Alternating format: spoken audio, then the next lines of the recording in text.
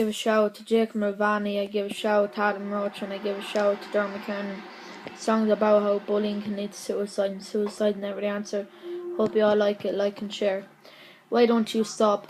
Open your eyes, look around this place, and you realise no words to describe it. There ain't no words. All you see is abuse, messages and messages. Go die.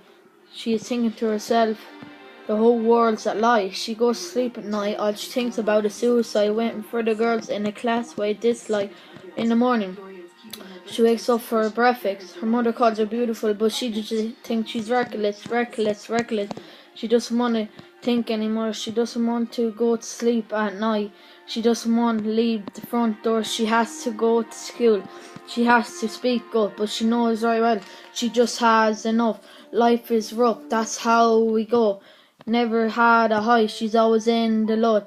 She walks to school by herself. She had no fucking choice. She gets headed on the way by the boys. When she gets to school, she sees the guys that punch her front. They start calling her names like a whore and a cunt. Then a girl steps out of the bunch, says, "Fighting me at the break at lunch." The girl says, "Why?" and starts to cry. She wish she could fucking die, but she can't. And that's how it goes. Or can she? She already knows that it's already late. Her life is nearly done. She feels under pressure, like she needs the gun. She gets into class. She sits on her own. So life is hard. She wants to go home. The class has just started, and she is already getting scared. The teacher sees it, but she won't admit it. She's walking home from the poxy school. People are staring. She thinks she's a fool.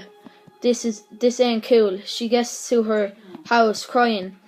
Inside her body, she's fucking dying. She does it for about an hour straight. She feels self-confident about her way. She looks in fucking mirror. She sees if she was dead, it would all be clear. She logs onto Facebook. She couldn't care less. She knows herself that her life is a mess, but she is beautiful. But she does not know. There is no one to say. There is no one to show. She goes onto Facebook. She doesn't get a well one, so she gets a message saying, "We're gonna beat you up." This is the way a person likes to post a beat, but no one can see it, but either could she. This is the very fucking end. She had no one to talk to, not one fucking friend.